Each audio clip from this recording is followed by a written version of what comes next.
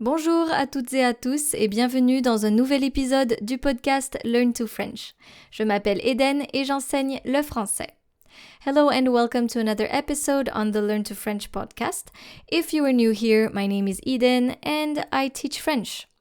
So in today's episode, I would like us to take a look at the letter H in French and how to pronounce it. As usual, before I start, you can click on the link in the description of this episode.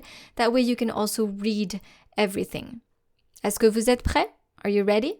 C'est parti. So how do we pronounce the letter H in French? You may not know this yet, but there are actually two ways to pronounce it.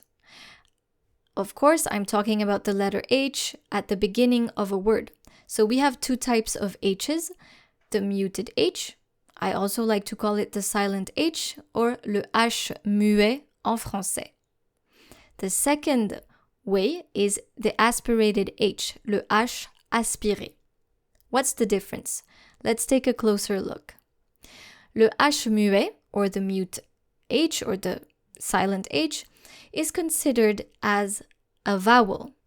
This means that it will follow the same rules as vowels when it comes to pronunciation. What are those rules? Rule number 1.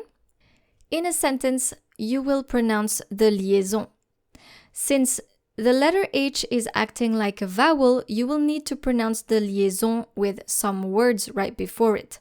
If you don't know what a liaison is it's actually when you link two words together. Most of the time it's an article. The last letter of that article will be linked to the first vowel of the noun, or the verb, or the adjective. Liaisons are here to make the words and the sentences sound nice.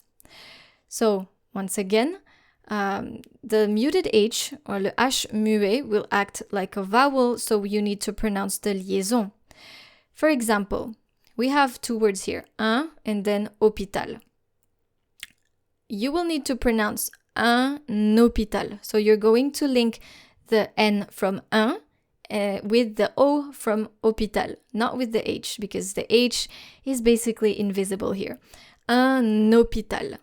Un hôpital. So pronounce the letter N. If the article is des, for example, we have to pronounce it this way, des hôpitaux. Des hôpitaux. If the article is une, which ends with an E, then you will still consider that E silent and still link une with that silent H. So, for example, une and then heure. Une heure. Une heure. So you act as if there were no H's here. The liaison in this case is mandatory. Rule number 2, you will make the elisions. An elision is when you will cut articles like le or la and link it to the noun with an apostrophe. For example, you don't say le hôpital because hôpital is starting with a silent H. You say l'hôpital. You cut le, you remove the I, you add an apostrophe and then directly link it to hôpital. L'hôpital, and not le hôpital or l'hôpital. L'hôpital. If you need a partitive article, the rule will be the same as for vowels. You say de, l apostrophe, and then the noun. When it comes to H aspiré, the aspirated H, on the other hand, it is considered like a consonant this time.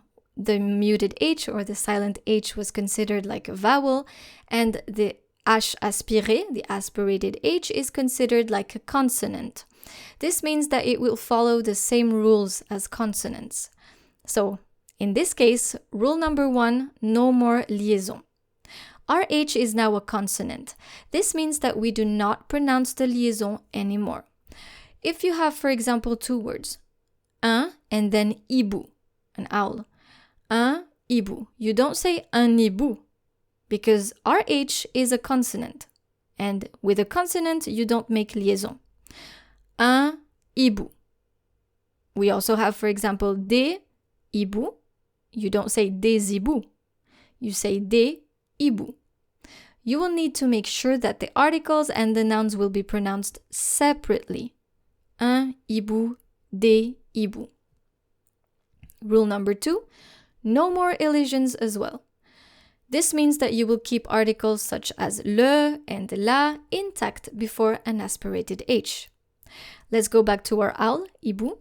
You don't say l'hibou anymore. Remember, our H is a consonant, so you say le hibou.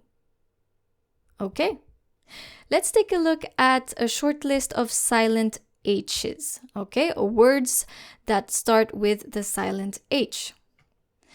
There's no secret to this. You need to remember which words are going to be silent, are going to start with a silent H or an aspirated H. So for silent H, here's a short list. Une heure, an hour, une heure. Un hôpital, a hospital. Une horloge, a clock. Une héroïne, a female hero.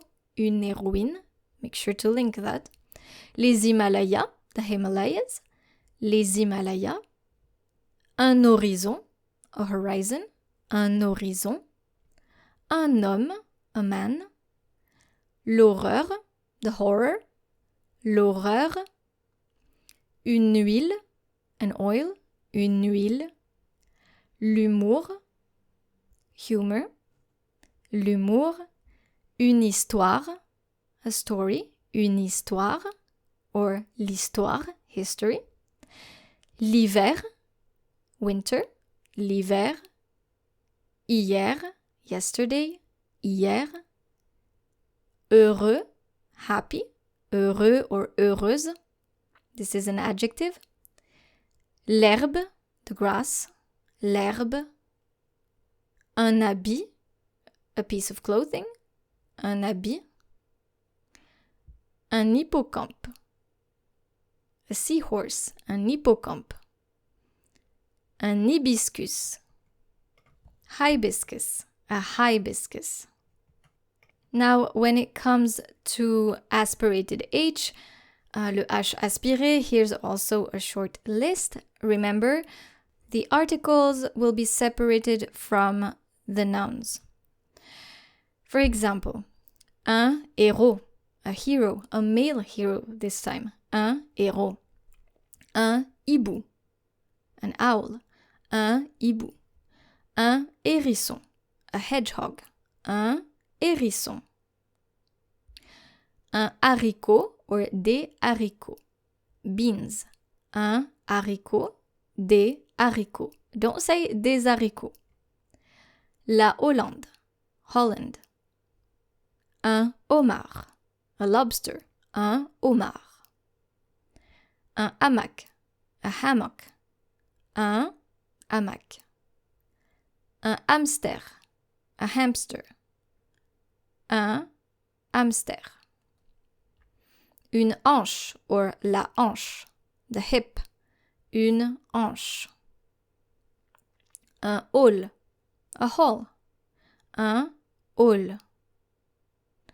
Le hockey. Hockey. Le hockey.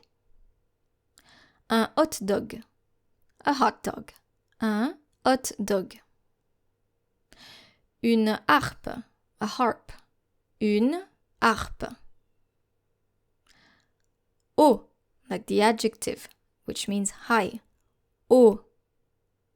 So therefore you should say, to say upstairs or up there, en haut. En haut.